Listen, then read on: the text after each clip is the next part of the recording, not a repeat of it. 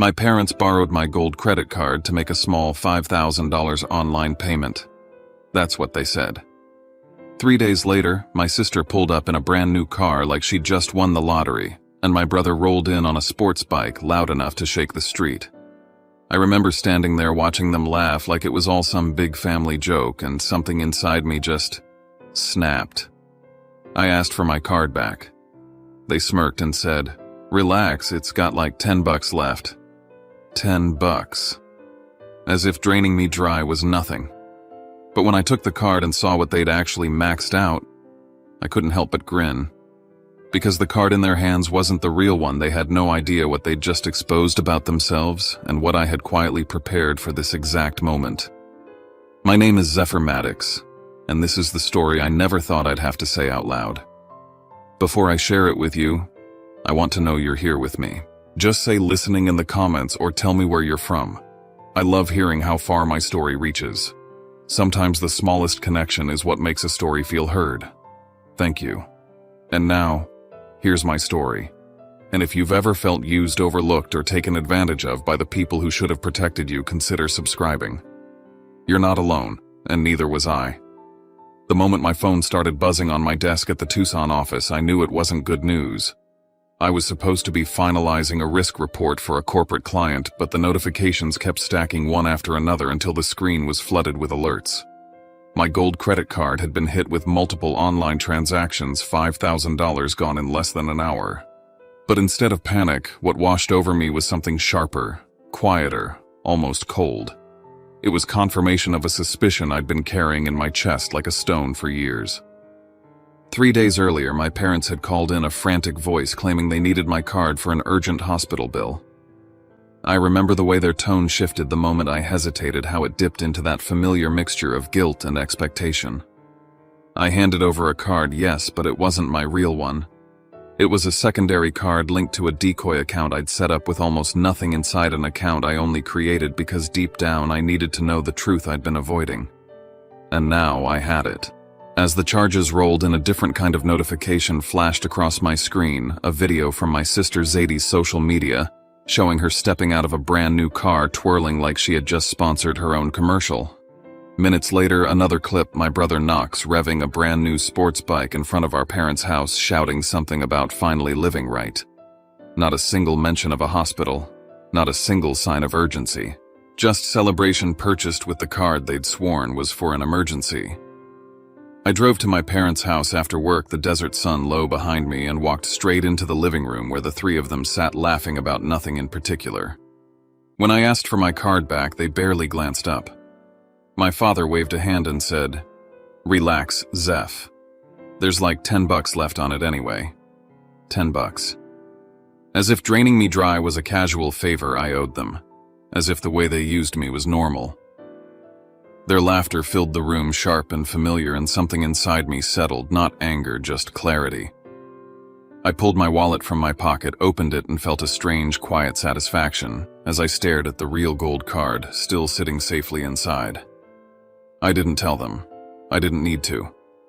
Because in that moment, with their fake emergency exposed and their indifference laid bare, I knew exactly why I had prepared for this. And I finally admitted to myself that I no longer trusted the people I was raised to believe would never betray me. That moment was the doorway to every truth that followed. I didn't lose trust overnight.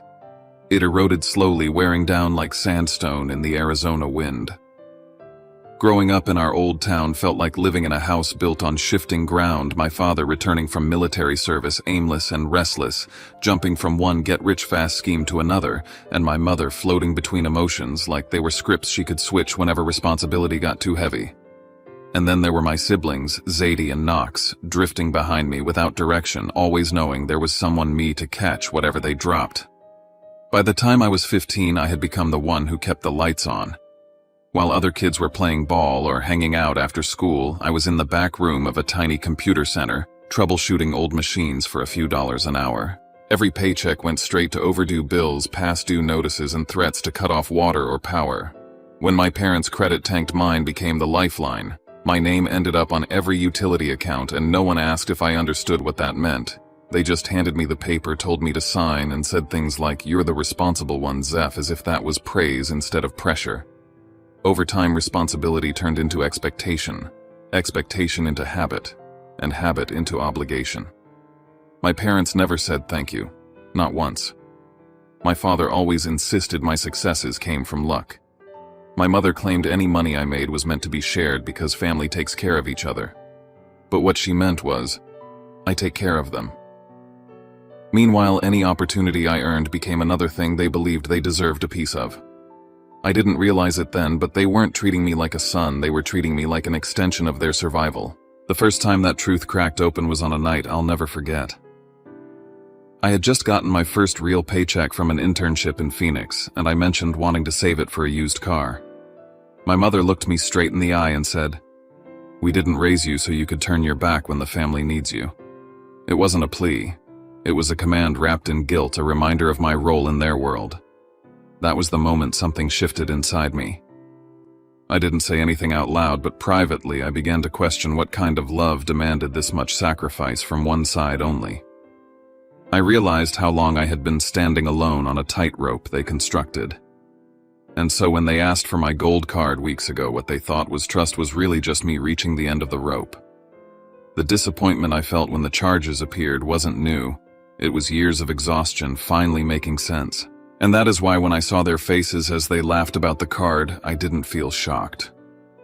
I felt the weight of every moment that had brought me here. I finally understood that what happened with the card wasn't the beginning of betrayal. It was the proof of a betrayal that had been happening all my life. 3 weeks before the $5,000 disaster, my parents called me late in the evening. Their voices softened in a way I'd come to recognize too well. They said they needed money for a medical bill, their tone hovering between urgency and rehearsed fragility. It was the same sound they used every time they needed something gentle enough to disarm, insistent enough to trap. And even though my chest tightened with suspicion, I didn't refuse them. Instead, I handed over the secondary card I'd set up with limited balance, the one tied to the decoy account. It wasn't an act of generosity. It was a quiet test, one I didn't want to need but couldn't avoid anymore. Within 48 hours, the truth began revealing itself in transaction after transaction. A down payment on a Tesla from a dealership in Phoenix.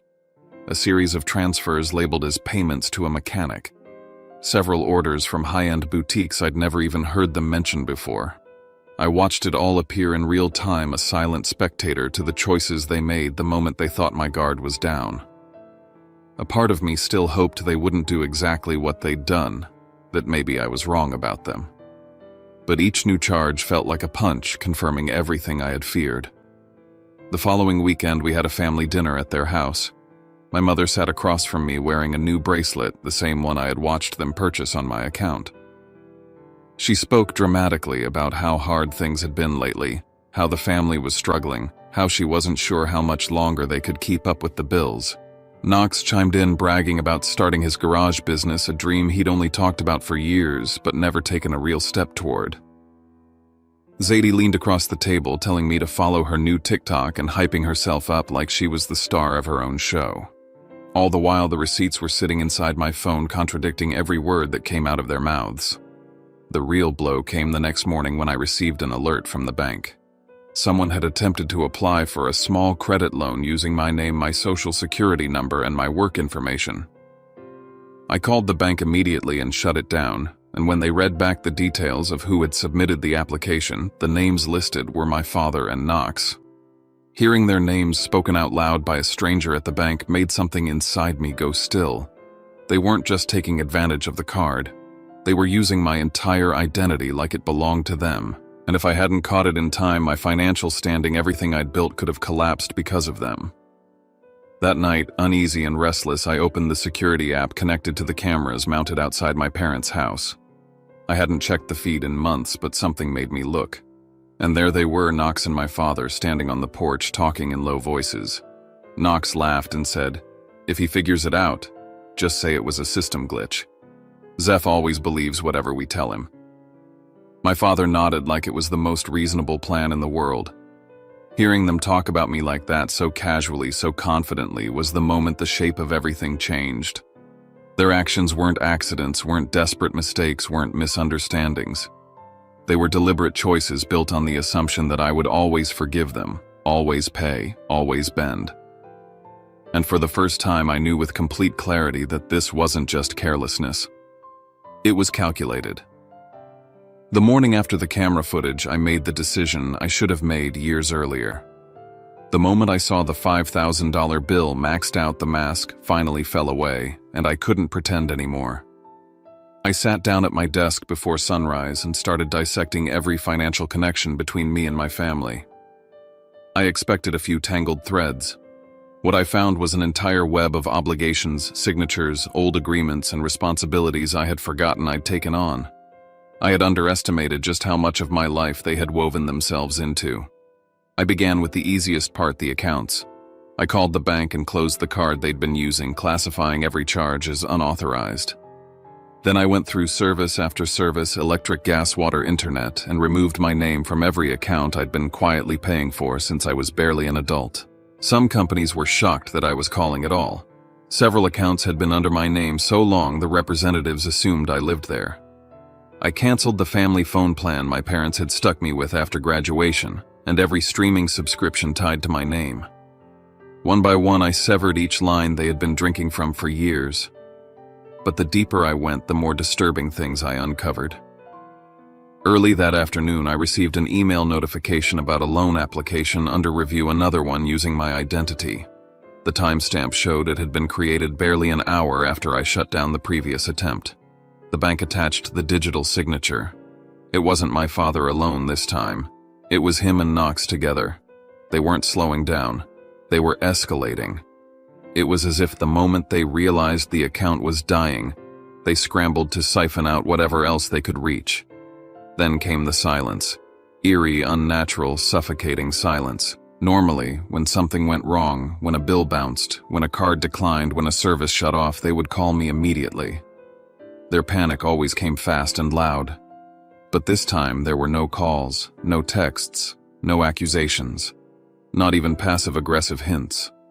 Nothing. The absence of noise felt more dangerous than the noise ever had.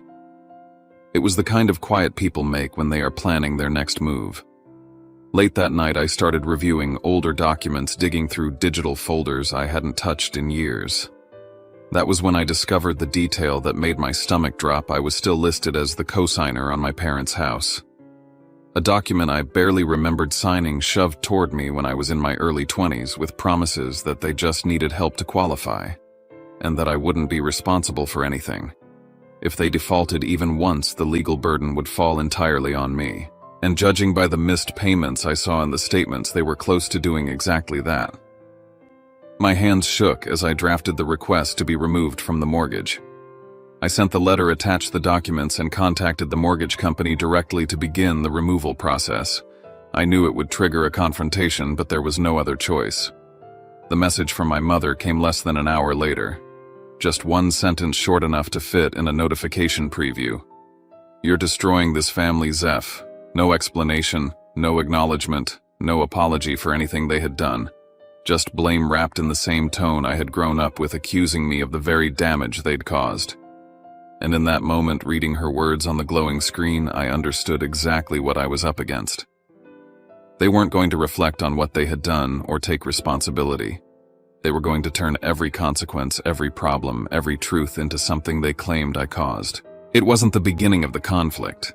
It was the moment I realized the conflict had always been there. They just never expected me to finally stop playing my part. A few days passed without a single call, message, or protest from my family.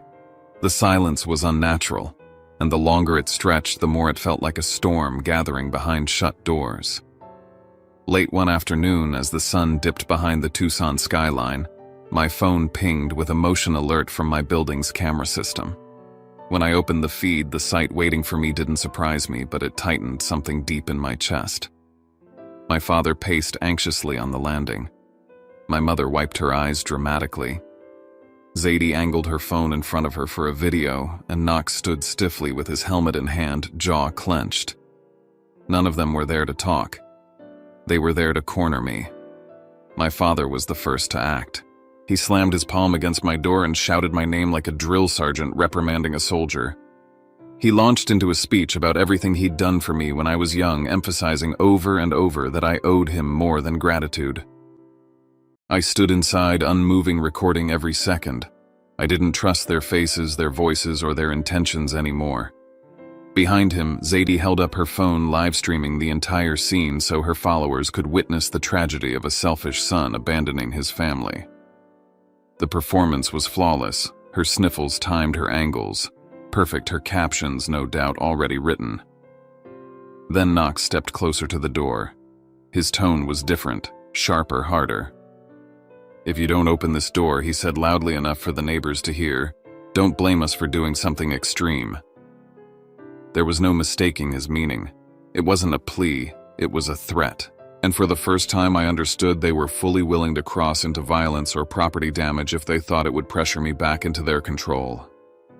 While they kept pounding outside, my phone vibrated. It was a message from Dash. He dropped a link to my mother's Facebook post, a long emotional paragraph about her eldest son abandoning his sick parents and leaving his struggling siblings to fend for themselves. She had framed herself as frail my father, as injured my siblings, as helpless, and me as the villain who turned his back on his blood. My entire extended family was now chiming in, calling me heartless, ungrateful, accusing me of forgetting where I came from.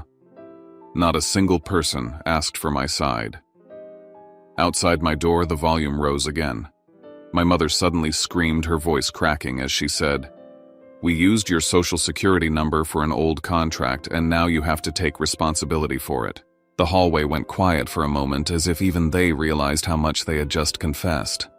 It hit me fully. Then they weren't just emotionally manipulative. They had crossed far into illegality, dragging my identity with them. For the first time since they arrived, I spoke. Not through the door, but through the small gap near the hinge, keeping my voice controlled. "I'm not handling anything like this," I said. "Whatever needs to be addressed will be handled through legal channels." The hallway fell still. Even through a closed door, I could feel their shock ripple outward. They'd expected pleading. They'd expected guilt. They'd expected me to fold like I always had. Instead, they were met with a boundary they never believed I could set. When their footsteps finally faded, I stayed standing behind the door long after they left, knowing that something irreparable had just broken. There was no going back now. And for the first time, I didn't want to. The next week unfolded like a dismantling of the life I thought I understood. Every morning brought a new envelope, a new alert, a new letter from a company I didn't recognize. Accounts I hadn't opened, services I hadn't signed up for, loans tied to my name in places I hadn't visited. It was as if the moment I pulled away, every secret my family had buried began surfacing at once. The more I dug, the worse it became. The first blow came from a financial institution in Nevada. A high-speed loan application under my identity had been flagged for possible fraud. They contacted me because some details didn't match specifically the handwriting and the phone number. As the representative read the application aloud, I felt my pulse climbing. My name, my social security number, my employer, my income, every piece was accurate. Every piece had been taken directly from me. The only thing that didn't belong to me were the signatures. I was one misstep away from being held liable for thousands of dollars I hadn't touched. Before I could process it, Zadie sent a message asking to meet. She said she felt guilty. She said she wanted to apologize. For a brief moment, I wondered if maybe she truly regretted what happened. But the moment she sat across from me at a coffee shop and began shifting in her seat, her rehearsed expression cracked. She admitted my father told her to reach out, hoping I'd soften if it came from her. She went further, revealing that my father and Knox were trying to find someone who could hack into my business account or obtain financial access through back channels. She said it quietly, looking down, but it didn't soften the blow. It only confirmed that nothing they'd done was accidental. It was strategy. That night, Dash sent me a voice recording. He told me he didn't want to get involved but couldn't keep quiet after hearing what he heard. The recording was of my parents talking to a relative, explaining how my income belonged to the family and how I owed them because they raised me. Hearing their voices echo through my speaker, casual and entitled, broke something inside me that I had been trying to hold together for years. It wasn't just betrayal, it was ownership. They believed I belonged to them. Trying to find some form of grounding, I reviewed my tax records and discovered another shock. My mother had filed her tax returns claiming me as a dependent for refunds. For years. Even though I had been living independently, working full-time, paying for everything myself. She had been profiting off my existence behind my back long after I moved away.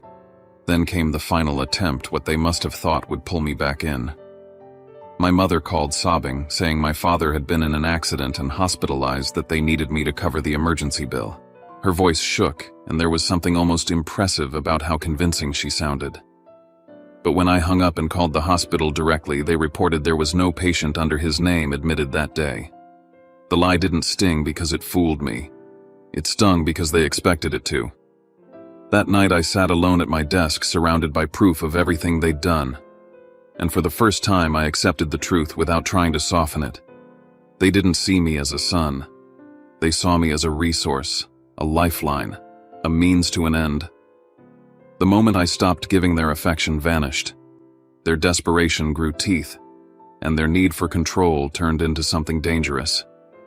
I shut my laptop and leaned back, a strange calm settling over me. I wasn't afraid anymore. I wasn't confused. I wasn't mourning. I was done. And I knew the next step wouldn't be emotional. It would be decisive. It would be final. It would be the moment I chose myself over the family that had never truly chosen me. Once I gathered every document, screenshot, statement, and recording that proved exactly how far my family had gone, something in me finally steadied. For the first time in my life, I didn't hesitate. I didn't question whether I was being too harsh. I didn't feel the familiar pull of guilt that had controlled me for years. I organized everything into a single file and prepared it for my attorney, knowing this was the line none of us could ever cross back over.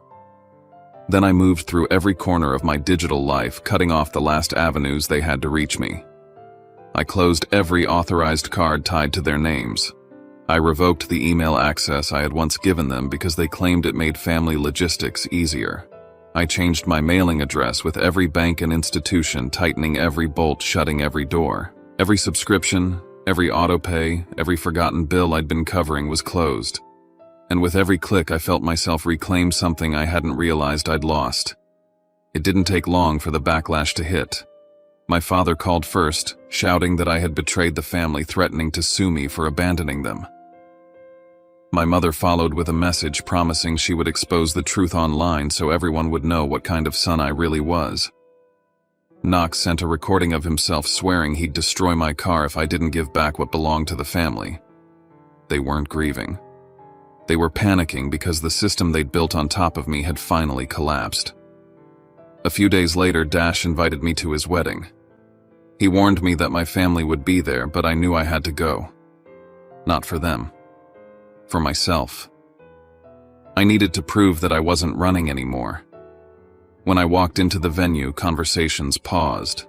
Heads turned. My family stared at me like I had shown up uninvited to a life that used to belong to all of us, but now belonged only to me. My mother blocked my path before I reached the reception hall. She demanded to know why I was ruining the family's reputation, why I was tearing everything apart. My father limped dramatically toward us, clutching his side as if the strain of my existence had physically injured him. Zadie circled us with her phone raised, filming the tension like she'd been waiting for the perfect viral moment. I didn't raise my voice. I didn't argue. I simply stated clearly and calmly every single thing they had done. I laid out the identity theft, the credit applications, the fake hospital emergencies, the fraudulent tax filings. I showed them the emails, the statements, the voice recordings, the camera footage. The shift in their faces was almost imperceptible at first, but then it landed the realization that they had no defense. The room around us fell silent. Dash stepped in, then speaking more firmly than I'd ever heard from him. He told them how he'd heard them talk about me, how they'd bragged about using me, how they'd planned to drag him into their schemes. His voice carried across the wedding hall, and people nearby stopped to listen. My family wasn't just cornered, they were exposed. I didn't wait for their excuses or their attempts to twist the narrative. I didn't wait for more tears or accusations. I simply looked at them and said, From now on, whatever happens in your lives is not my responsibility." I walked away before anyone could speak. Behind me, I felt their shock harden into fear of losing control, fear of losing their shield, fear of finally facing the consequences without me standing between them and reality. When I stepped outside into the cool night air, a weight I'd carried since childhood finally loosened. I felt it physically, as if every invisible chain I'd worn had fallen to the ground behind me, and I knew with absolute certainty that nothing would ever be the same again. Not for them, and definitely not for me. The morning after the wedding, my phone buzzed non-stop with messages from relatives who had witnessed or heard about the confrontation. Some were shocked, some were awkwardly sympathetic, most were silent, but my immediate family didn't reach out at all. Their silence wasn't peaceful, it was fearful. They finally understood that the leverage, the access, the control they'd relied on had evaporated in one night. I forwarded everything to my attorney right away. I wanted full legal protection not just for the past, but for whatever they might attempt in the future. My attorney advised me to file formal notices with the banks and credit bureaus, cutting every financial tie, and he helped me draft a legal document ending any shared liability with my parents. Within days, every signature that had once linked me to them was nullified, severed cleanly. Just when I thought I had uncovered everything, another charge surfaced: an old, forgotten credit line my mother had opened using my information years earlier. I requested immediate closure and had the account labeled as fraudulent to prevent it from ever resurfacing again. Each discovery made the picture clearer. They had never seen boundaries, only opportunities. Then came the last test. My mother messaged me saying my father was in the hospital this time, that it wasn't a lie, and they needed help with the emergency bill. The message was shorter, quieter than usual, but the tone was familiar desperation wrapped in expectation. I called the hospital myself. This time they confirmed it. He really was there. For a moment I sat with that information, letting the weight of it settle. But something had changed in me. Whether he was hurt or not didn't erase what they had done. It didn't erase the years they'd drained me dry, the way they'd used my life like a resource, the way they'd counted on my guilt to save them every time. Helping him now wouldn't be compassion. It would be surrender. I texted Dash instead. If they need emergency coverage, have the hospital bill their insurance. It was the clearest boundary I had ever set, and it didn't come from anger. It came from recognition. I wasn't their safety net anymore, and I wasn't going to step back into the role they had forced on me my entire life. A year passed quietly after that. No threats, no guilt trips, no pleas for money. My life expanded in the absence of their demands. On my birthday, Dash stopped by with a small cake, handing it to me with a smile. He said, "You didn't abandon them. You were just the first one strong enough to walk away." His words settled somewhere deep inside me, in a place that had long been bruised but was finally healing. Now when I step out onto the balcony of my new place in Scottsdale, coffee in hand, the sunlight hitting the buildings around me, I feel something I never thought I'd have: peace. No vibrating phone pulling me back into chaos. No accusations. No late-night emergencies. No weight that isn't mine to carry. Freedom didn't come from hoping they would change. It came from finally realizing I could. And with that realization, the story of my old life ended quietly, firmly, and completely, as a new one began, belonging only to me. When I look back on everything I just told you, what hits me the hardest isn't the money. It isn't the $5,000 on a card that wasn't even real, or the loans they tried to take out in my name, or the bills I paid that never had my name on them. What stings the most is how long I believed I was supposed to tolerate it because it came wrapped in the word family. I grew up thinking love meant sacrifice, that being a good son meant bleeding quietly and smiling through it. I thought that if I just worked harder, gave more, forgave faster, one day, they would see me as a person and not a solution. That day never came. The only thing that finally changed was me. Walking away was not a moment of rage. It wasn't some impulsive explosion. It was a long, slow breaking that finally turned into a decision. I didn't slam the door and celebrate. I closed it gently, knowing exactly what I was losing and choosing it anyway. I chose peace over performance. I chose truth over the appearance of a perfect family.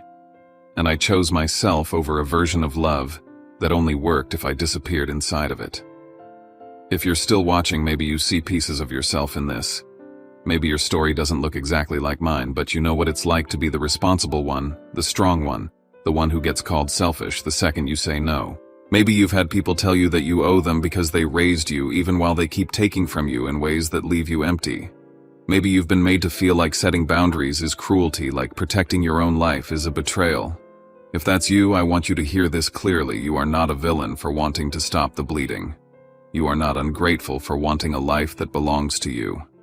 I won't pretend it's easy. There are still days when the guilt creeps in, when I hear echoes of the things they used to say about me, when I wonder if I could have done something different. But then I remember the recorded calls, the forged signatures, the made-up emergencies, the entitlement in their voices when they talked about my income as if it were already theirs. I remember how small I felt when I was busy saving everyone but myself. And I remember the first quiet morning in my own place when no one needed anything. No one was demanding I fix the fire they started, and for the first time in my life, silence felt like freedom instead of danger. If you're in that space where you're starting to see the pattern, where the jokes about you being the bank or the responsible one don't feel so funny anymore, I hope my story gives you permission to question it. You are allowed to ask yourself, what about me? You are allowed to say no. You are allowed to step back. You are allowed to protect your credit, your name, your money, your mental health, your future. You are allowed to stop playing a role that is slowly killing you, even if the people benefiting from it call you selfish when you try to leave. And if you're not ready yet, that's okay too. Sometimes the hardest part is simply admitting to yourself that something is wrong. Just recognizing that the way you're being treated isn't normal, that it isn't love, is already a step forward. You don't have to cut everyone off tomorrow to be brave. Sometimes bravery looks like opening a new account in your name only. Sometimes it's saying no to one small favor you would have automatically agreed to before. Sometimes it's just hearing someone else say, "This happened to me too," and letting that sink in. If my story spoke to you, I'd like to ask you for something simple. Let me know you're here. Leave a comment that says listening, or tell me where you're watching from. I don't share this to get sympathy. I share it because for a long time I thought I was alone, and I don't want anyone else trapped in that kind of isolation. When you drop a word or a city or a country in the comments, you're not just talking to me. You're signaling to everyone else who feels used and unheard that they're not alone either. And if you've ever been the one holding everything together while it felt like no one was holding you, I'd ask you to consider subscribing to this channel. This isn't just about my story, it's about people like us, the ones who were told to be strong until it broke us, the ones who are trying to rebuild from the inside out. Every time I share a story here, mine or someone else's, it's for the people who are standing at that edge wondering if they're allowed to choose themselves. I want this to be a place where those choices are seen and respected, not judged. You don't have to share details if you're not ready, but if you feel safe enough, you can tell a piece of your story in the comments. Maybe it's a sentence. Maybe it's just, "This hit home." Maybe it's, "I'm not there yet, but I want to be." Whatever it is, it matters. Because what got me through the worst parts of this wasn't some grand moment of courage. It was realizing piece by piece that I wasn't the only one who grew up being told that love meant self-destruction. So if you've ever felt like a walking safety net, like a human credit line, like the glue that keeps everyone else together while you're quietly falling apart, I hope you'll stay. Watch the next story, share your own when you're ready. Hit subscribe, not just for the algorithm, but as a small promise to yourself that you're going to keep looking for better boundaries, better stories, better versions of love. Thank you for listening to mine.